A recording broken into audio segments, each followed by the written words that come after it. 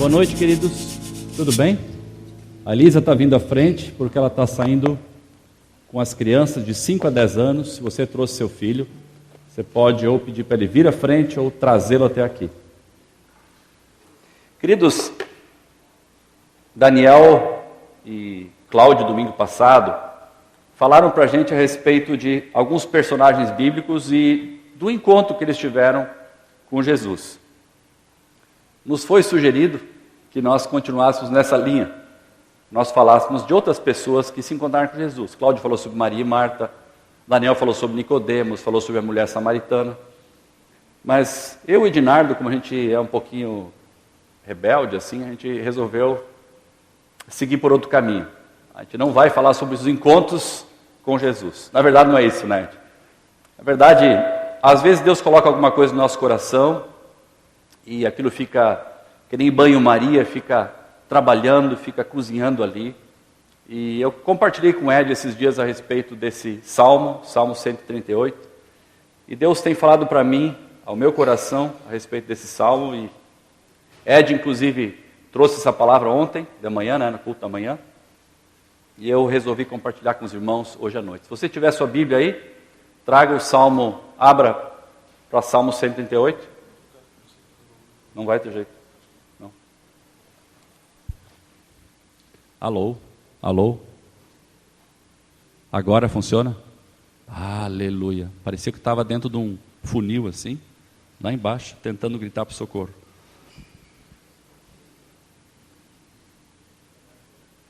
Eu vou ler com os irmãos o Salmo 138, todo ele. Quem tiver sua Bíblia aí, pode acompanhar comigo.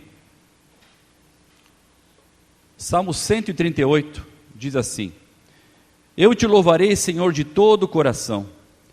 Diante dos deuses cantarei louvores a ti.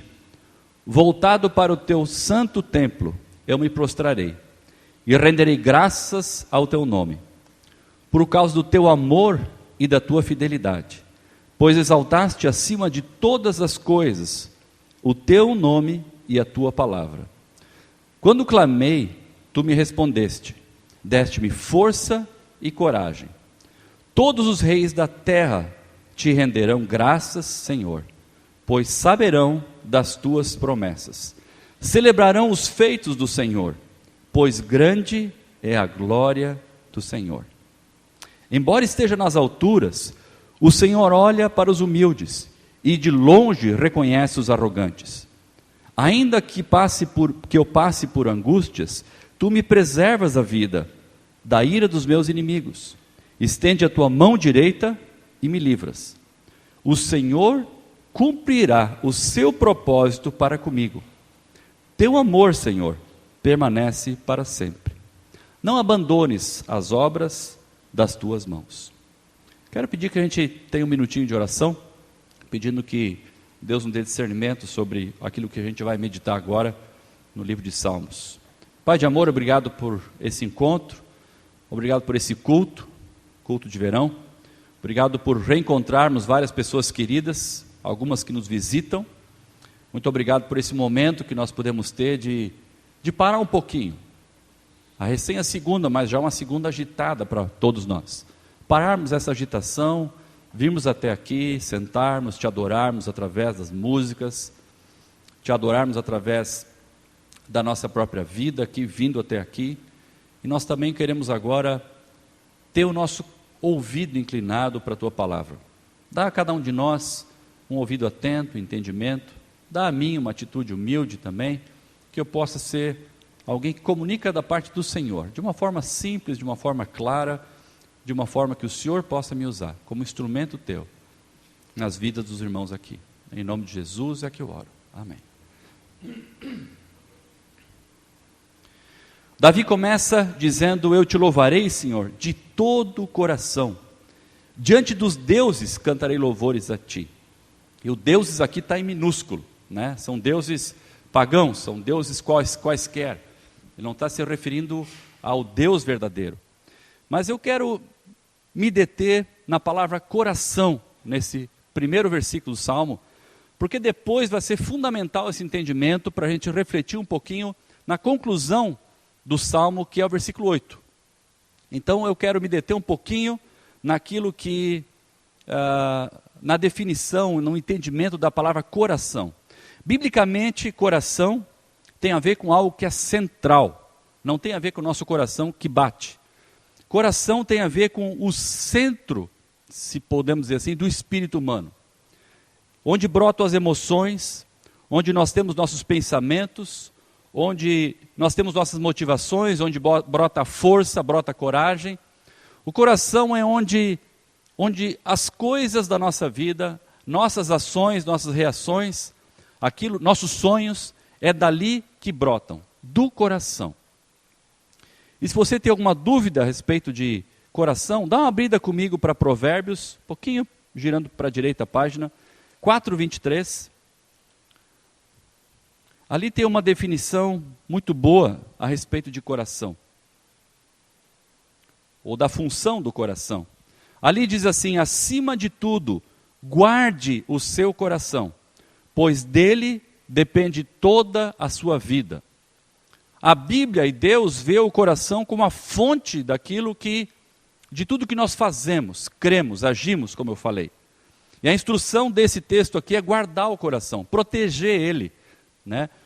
O coração deve ser cuidado por nós. Davi começa no Salmo 138 dizendo que o coração dele, de uma forma cheia, plena, a todos os pulmões, se é que o coração tem pulmão, louva e adora a Deus por tudo que Deus tem feito. Cantarei louvores a ti. Davi fala do coração, porque Davi sabe que o coração é uma área difícil de vencer. Davi era rei. Davi tinha desafios como rei, desafios políticos, desafios como líder militar, desafios como juiz. Davi tinha vários desafios na vida dele. Agora, talvez o maior desafio que Davi tenha enfrentado, e essa lição para nós também, tem a ver com o próprio coração dele. O próprio coração. O nosso coração é o nosso principal campo de batalha. E Davi sabia disso. Porque é ali dentro que as lutas acontecem. Davi sabia que Deus estava presente na vida dele. E se você olhar o versículo 3, você vai ver que Davi clamou num determinado momento a Deus. E Deus respondeu a ele, e dando força e coragem a Davi. Davi, no momento de angústia, no momento de dificuldade, ele sabia onde encontrar sabedoria para lidar com aquela situação. Ele sabia que o clamor a Deus traria uma resposta. E ele viu ali, no versículo 3, Deus respondendo para ele. O que é interessante é que Davi agradece a Deus por Deus ter dado a Davi força e coragem. Davi não agradece a Deus porque Deus deu uma vitória, Deus derrotou um exército no nome de Davi, ou dando a vitória a Davi. Deus não deu carruagens, Deus não é nada material ou tangível pelo qual Davi agradece. Davi agradece a Deus porque Deus deu para ele força e coragem. Deus fez algo para Davi que foi algo de coração. Algo aqui dentro, algo a respeito da crença de Davi, algo a respeito do medo de Davi, porque coragem é saber lidar com os medos. Deus ajudou Davi a lidar com os medos que ele tinha. Deus deu força para ele, para que nos momentos de fraqueza, de dúvida, ele tivesse coragem para ir à frente. Deus agiu no coração de Davi. Por isso que Davi pode chegar para Deus no início do Salmo e dizer: Senhor, de todo o coração, de tudo que eu creio, de todo o meu ser, tudo que eu sou, adoro ao Senhor. Davi sabia que o coração era um problema central, não no reinado dele, na vida dele. Deus tocou na fonte do espírito de vida de Davi, ali dentro, onde ninguém toca, nem você mesmo, só Deus. Deus mexe ali quando nós deixamos, quando nós nos abrimos, quando nós nos entregamos, quando nós nos humilhamos, quando nós deixamos com que Ele haja. O que é bacana é que Deus nos dá além do que pedimos. Nos dá o que precisamos. Porque nós frequentemente pedimos a Deus aquilo que nós não precisamos. Nós frequentemente pedimos a Deus aquilo que nós ansiamos, que é o nosso sonho de trabalho, nosso sonho de namorado, de namorada, nosso sonho de cidade para morar, de casa, enfim, tantos sonhos cada um de nós acalenta no coração. E Deus nos ouve, Deus atende, mas Deus muitas vezes não nos dá o que nós pedimos para proteger o nosso coração, mas Deus nos dá aquilo que nós precisamos para nos ensinar que Ele é o provedor e através da força e da coragem que Ele nos dá, ou da provisão que Ele nos dá, nós teremos força para seguir adiante. Então Deus dá muito além daquilo que a gente pede. Deus dá exatamente aquilo que a gente precisa. Davi precisou de força e coragem. Se você olhar no versículo 7, ali diz assim: ainda que eu passe por angústias, tu me preservas a vida da ira dos meus inimigos. Estende a tua mão direita e me livras.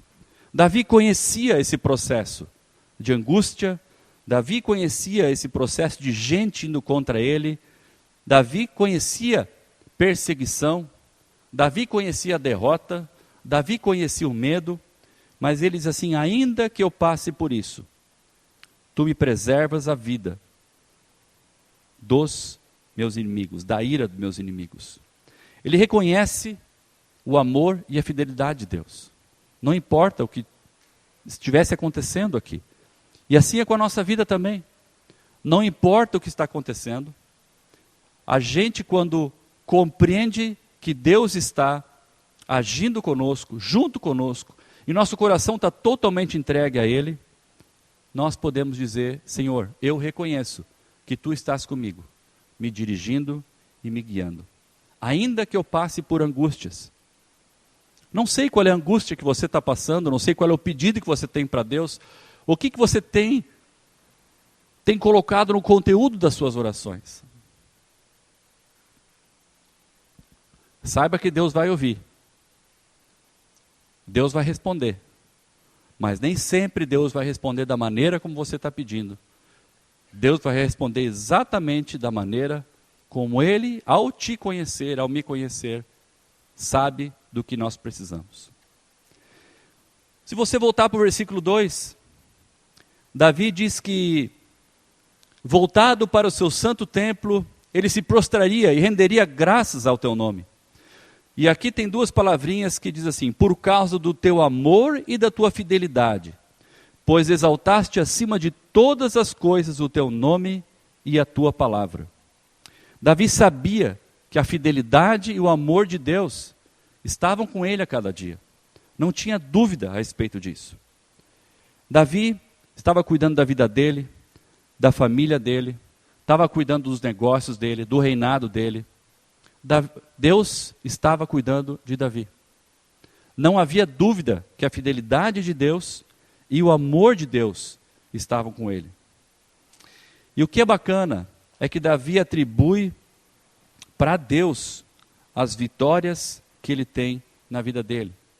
Davi pede, a presença de Deus transformadora se faz presente, e a partir daquilo que Deus faz no coração de Davi, é notório que ele age com sabedoria e tem vitórias na vida dele. Dá uma olhada no versículo 4, versículo 5. Aqui diz assim: todos os reis da terra te renderão graças, Senhor, pois saberão das tuas promessas. Celebrarão os feitos do Senhor, pois grande é a glória do Senhor. A maneira como a gente luta, as nossas lutas, fala mais de nós do que as vitórias que nós alcançamos. É o que acontece aqui. Os reis da terra, os reis inimigos de Davi, os reis vizinhos de Israel, veriam a maneira como Israel procederia, a sabedoria com que o rei age, como o povo se organiza, a vida deles chama atenção, ao ponto dos outros que não conhecem a Deus, daqueles que não são filhos de Deus, adorarem a Deus, louvarem a Deus. Então a maneira como envolvemos o Senhor Deus no dia a dia, em nossas lutas, testemunha mais para a gente, mais para os outros, da vida da gente, do que a própria vitória que nós obtemos, do que a própria bênção que nós temos.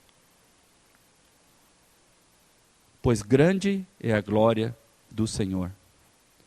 E você pode ver todo o tempo Davi preocupado com a glória de Deus. Davi preocupado com a glória do Senhor. Como é que a gente tem lutado ou vivido a nossa vida? Como é que você tem lidado com a falta de dinheiro, com o orçamento curto e apertado que você enfrenta? Como é que você tem enfrentado situações de decisão que você tem que tomar para a sua família, de mudança de casa, de repente, ou de moradia?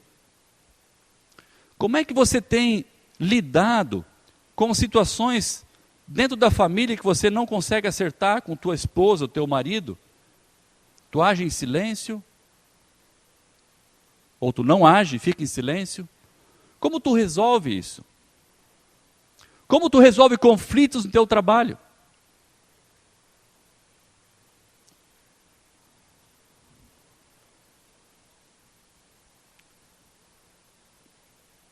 Você está conseguindo, como Davi, louvar e adorar a Deus de todo o coração, de toda a tua alma, de todo o teu entendimento?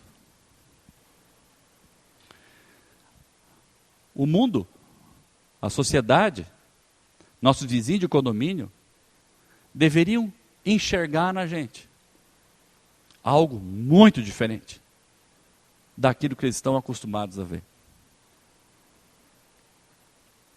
Voltando ao versículo 2, de novo, Davi cita ali amor e fidelidade. Coisas que vêm da parte de Deus e que jamais nos deixarão. Amor e fidelidade. Amor e fidelidade. E Davi adora a Deus por causa do amor de Deus e da fidelidade de Deus. Eu aprendi que são duas palavrinhas, Edinardo que conhece mais aqui hebraico, eu não sou muito dedicado ao hebraico.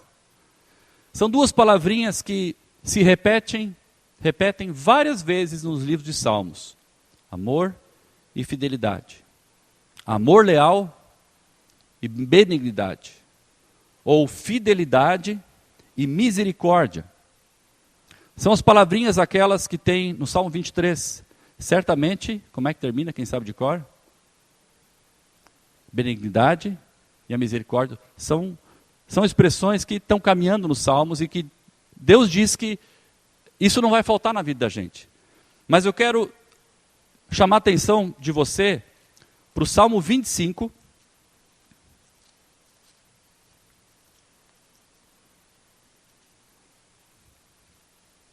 Versículo 10. Salmo 25, 10, aparecem essas duas palavrinhas, fidelidade e amor.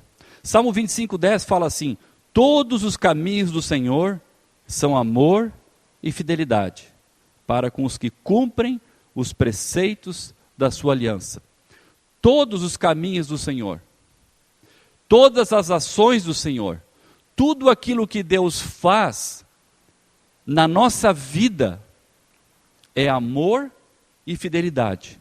Deus sempre age com amor e sempre age com fidelidade na nossa vida, em tudo o que Ele faz. Ele age, às vezes, nos dando, e Ele age, às vezes, nos tirando. O amor dEle, às vezes, nos diz sim, e o amor dEle, às vezes, nos diz não. E em tudo isso, Deus nos ama. Deus demonstra tanto o amor dele por nós, em relação àquilo que ele dá, quanto àquilo que ele não dá. Ou eventualmente até tira de nós. Porque tudo o que o Senhor faz por nós, todos os caminhos dele, todas as ações dele, conforme nós lemos aqui no Salmo 25:10, são bondade e fidelidade. E a gente fica apavorado, né, na nossa vida. Será que eu vou casar um dia? Estou com 21 anos, nunca namorei. O amor e a fidelidade do Senhor estão contigo. Eu me formei e não consigo emprego na faculdade.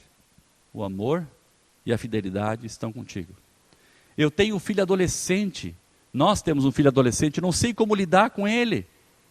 Será que ele está andando legal? O que ele faz quando não está em casa?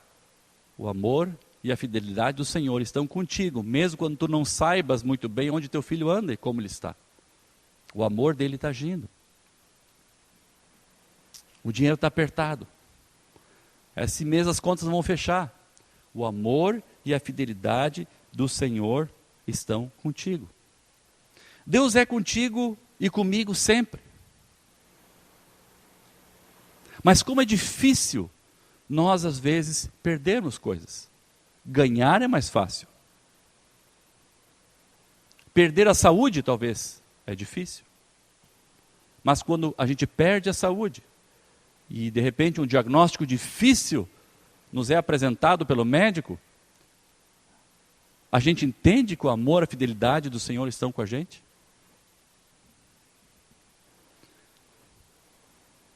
O amor e a fidelidade do Senhor estão conosco em todas as ações. Por isso que Davi, que escreveu também lá o outro salmo, ele rende graças ao nome de Deus por causa do amor e da fidelidade dele. Porque na medida que Deus dá alguma coisa para Davi, Davi glorifica a Deus e entende que aquela bênção que ele ganhou foi da parte de Deus, veio da parte de Deus.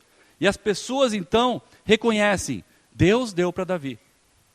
Quando Davi perdia alguma coisa na vida dele, quando ele tinha alguma derrota, ele adorava a Deus da mesma forma, a ponto das pessoas ao redor olharem para ele e enxergarem, esse homem é um homem que adora a Deus vivo. O Senhor dá, o Senhor tira e ele louva a Deus. Que fé é essa? Que Deus é esse? Da onde vem esse coração cheio da presença de Deus? De todo o coração, diante de qualquer Deus, Senhor, eu te louvarei. Diante de qualquer situação, diante de qualquer imprevisto, eu te louvarei. Eu te louvarei. Que eu preciso lembrar de novo do pastor Jung e da Tante Mimi, sentados ali. Acho que eu e a Suzy tomamos conta do banco agora. Vamos se cuidar, né, bem? Foi naqueles dias que roubaram o carro deles. Eu já contei aqui quantas vezes, mas aquela resposta dela para mim, nunca esqueci. Então roubaram o golzinho deles, 82, 81, né, Rony? A ar, um golzinho já antigo. Motor de Brasília na frente, né? Já estava meio batendo assim tudo. Roubaram o carrinho dos velhinhos, né? E terminando o culto aqui, eu cheguei até ela e disse assim, puxa vida, que porcaria, alguma coisa assim, eu falei, que droga, que azar, né? Roubaram o carro de vocês. Não. Nós estamos dando graças a Deus, porque isso é plano de Deus. Deus está no controle. Deus está no controle. Ela falava fininho assim, para quem lembra dela. Ela me desarticulou, achei que ela ia concordar comigo. É mesmo, como é que pode? A criminalidade está crescendo, a insegurança, como nós agora velhinhos, né? Não. Através daquilo que Deus tirou, eles glorificaram a Deus no momento da adversidade, porque o coração deles estava cheio da presença de Deus. E não havia dúvida para eles a respeito de como que Deus agiria, ou a respeito do caráter de Deus.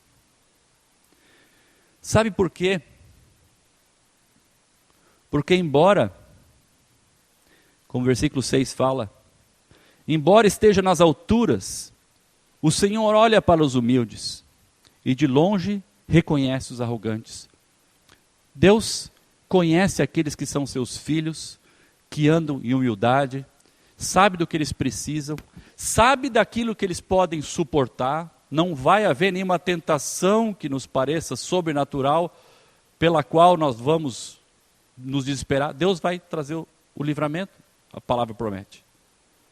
Deus conhece os humildes, e de longe Ele conhece os arrogantes. Se Deus pudesse estar aqui hoje à noite, Deus está, amém? O Espírito Santo de Deus está aqui, porque Deus está em você, o Espírito Santo habita em você. Mas se Ele pudesse olhar para o seu coração, o que Ele veria? Ele veria alguém que anda de forma humilde diante de Deus.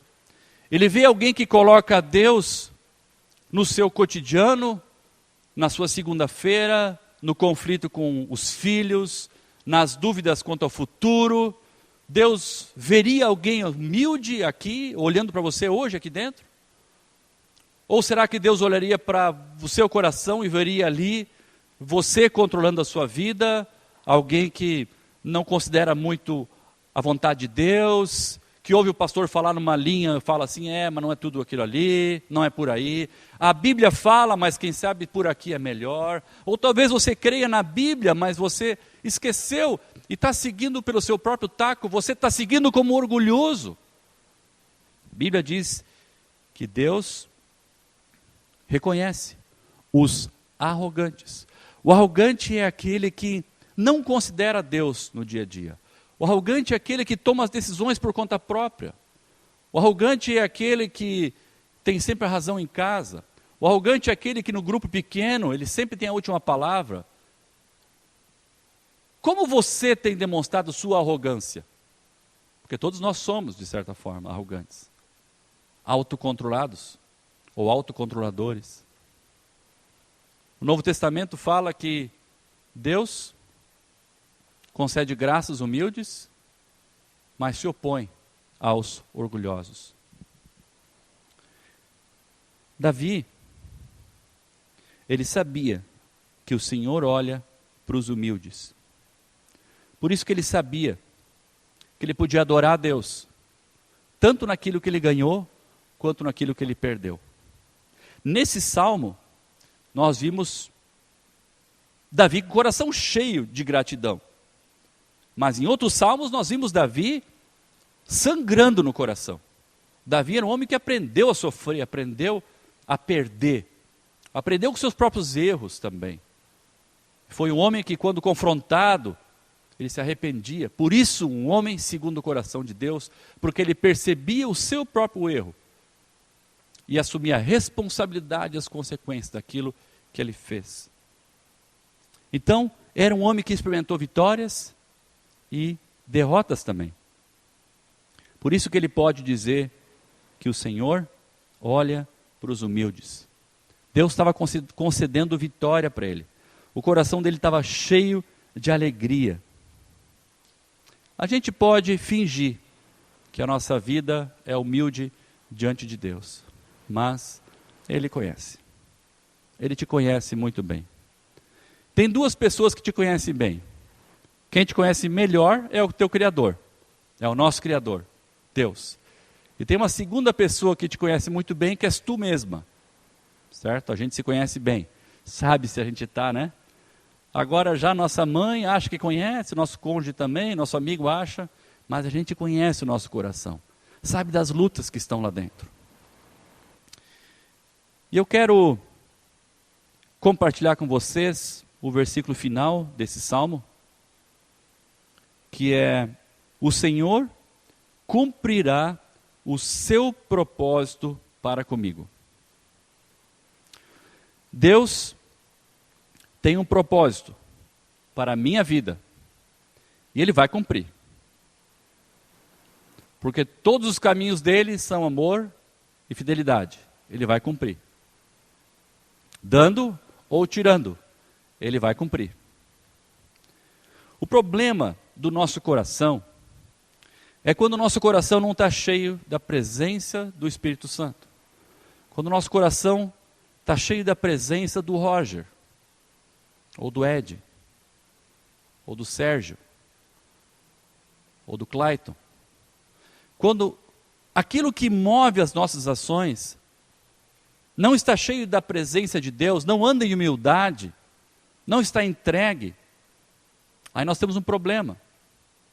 Porque nós vivemos, especialmente no tempo de hoje, um tempo em que todos têm os seus direitos.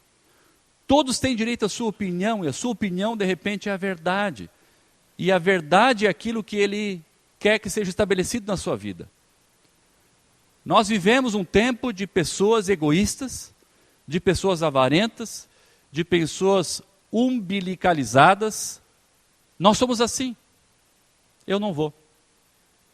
Não me ouviram? Não vou voltar, não fui beneficiado. A gente quer ser o centro das atenções. Então a gente lê textos como, versículos como Romanos 8, 28, todas as coisas cooperam para o bem daqueles que amam a Deus, e a gente diz assim, olha só, Deus está agindo em meu favor e vai me dar tudo aquilo que eu quero. Todas as coisas vão cair no meu colo agora. Eu me converti, vou ser abençoado, minha família vai ser restaurada, vai ser uma maravilha. Bênção, bênção. Eu me coloco no centro da atenção. E eu trato, sem perceber talvez, Deus como um garçom meu, que me serve aquilo que eu acho que eu quero naquele momento. Tem outro Salmo 37,4 que diz assim, agrada-te do Senhor, e Ele satisfará os desejos do teu coração. Deus, eu estou te agradando, eu estou indo na igreja, estou dando dízimo, já tem 3 meses, estou indo no grupo pequeno, fazendo devocional, enfim, tem a nossa lista, e a gente acha que agradar a Deus é fazer aquilo que nós precisamos agradar a Deus através de ações, através de atitudes que são boas em si, mas satisfazer os desejos do nosso coração não tem a ver com Ele atender aquilo que você quer para a sua vida. E esse versículo aqui tem o mesmo viés.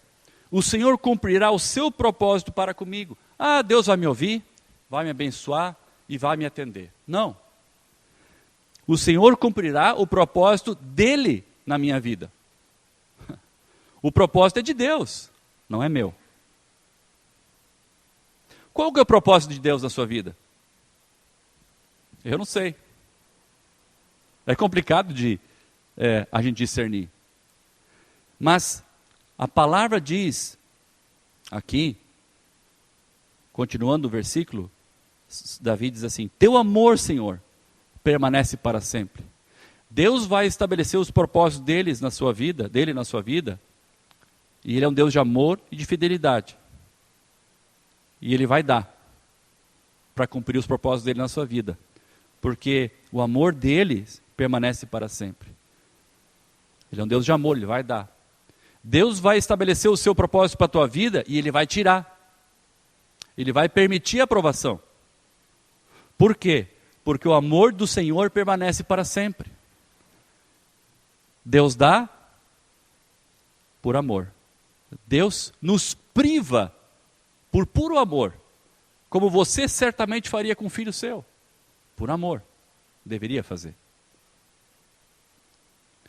E termina o versículo 8 dizendo assim, Senhor, não abandones as obras da tua mão. Davi, ele abre os braços, abre o peito dele, dizendo, eu sou a obra, Senhor. Está aqui, é comigo que tu tens que trabalhar. Eu sou líder dessa nação, eu sou um referencial para esse povo. Através de mim, da minha vida, eu preciso que as pessoas olhem, inclusive povos vizinhos, e digam, olha só, vamos seguir esse Deus de Davi, vamos adorar esse Deus de Davi, porque é tremendo o que esse cara é, como ele crê e o que ele faz, esse Deus dele é incrível. Não abandones as obras da tua mão.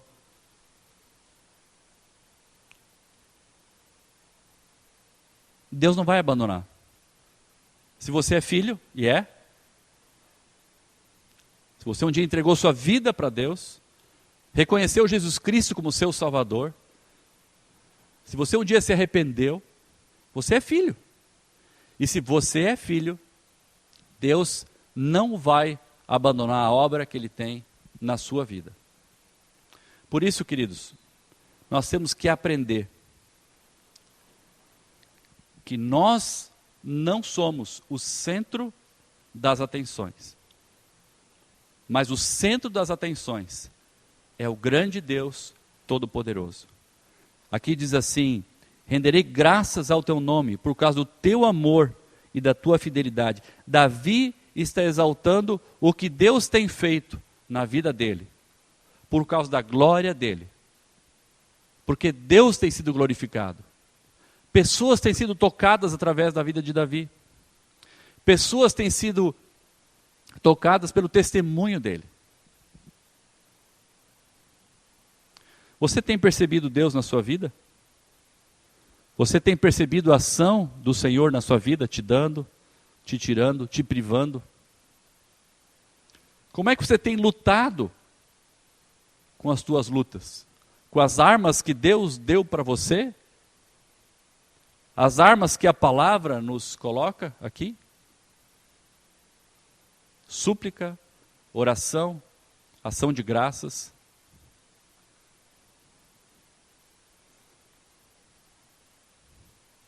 Grande é a glória do Senhor. O Deus que nós adoramos não é um Deus que pode ser contido em quatro paredes, ou um Deus que pode ser explicado por uma mera situação, um feito. Grande é a glória do Senhor. O Deus que você professa é um Deus tremendo. Ele abre o mar, Ele cura, Ele transforma água em vinho. Mas a maior transformação que Ele faz é no nosso coração. Os discípulos um dia voltaram animados, né? Senhor, o poder que o Senhor nos concedeu, nós expulsamos demônios, curamos as pessoas. Jesus olhou para eles e falou: puxa, isso é muito legal, mas a coisa principal e mais poderosa é ver alguém com o coração transformado. É alguém com e nosso Deus tem poder de agir transformando. Não sei quanto tempo de casa você tem. O nosso Deus, cuja glória é tremenda, pode agir. Se você tem muito tempo de casa, não esqueça de quem é Deus. Não depende de você. Depende de você entregar. Deus pode agir. Se você tem pouco tempo de casa, saiba que Deus é tremendo. Deus pode agir. Eu não sei qual é a tua situação, mas aquilo que concerne a você, como diz a revista atualizada, né? Aquilo que concerne a você, concernente à tua vida, concernente aos propósitos do Senhor na tua vida, Deus vai cumprir. Senhor, obrigado por tua palavra, obrigado pelo Salmo 138, onde Davi termina com uma confiança muito forte de que o Senhor estava agindo na vida dele e que não havia limites para o teu poder sobre a vida dele. Obrigado porque Davi chega ao Senhor adorando o Senhor de todo o coração, abrindo o seu coração, de todo o coração. Ajuda a gente a perceber o teu agir naquilo que tu dás para a gente, aquilo que tu tiras da gente. Ajuda cada um de nós a te glorificar na situação difícil e também na bênção. Ajuda a gente a nos preservar da bênção, para que a bênção não passe a ser o Deus da gente, mas que a gente possa usar a bênção para a tua glória. Que a bênção que tu nos dás, nós possamos mostrar para as outras pessoas que tem a ver com o teu poder, com a tua soberania. Guarda cada um de nós debaixo da tua bênção e ensina-nos a andar humildes diante do teu propósito, para que a tua obra se conclua na vida de cada um de nós. Haja, Senhor, em nós, transforma-nos, que teu amor e a tua transformação possam realmente mexer conosco. Essa é a minha oração. Abençoa cada um de nós aqui, nossas famílias aqui representadas. Lembro daqueles irmãos, aqueles amigos nossos que estão viajando em férias, guarda cada um. Aqueles que ainda sairão de férias, que tu possas também guardá-los e que tenham um bom tempo de descanso e voltem animados aqui para a cidade de novo, para Porto Alegre. Eu peço por esse ano na igreja, é a primeira vez que eu pego o microfone aqui nesse ano. Peço que nossa igreja seja uma igreja relevante na cidade, Pai. Que nós possamos compartilhar com nossos amigos nossos vizinhos, aquilo que o Senhor tem feito na nossa vida, e que eles possam olhar a nossa vida, e nós, quando formos perguntados, possamos dar razão da nossa fé, para que mais pessoas possam conhecer Jesus Cristo, o Evangelho da reconciliação com Deus.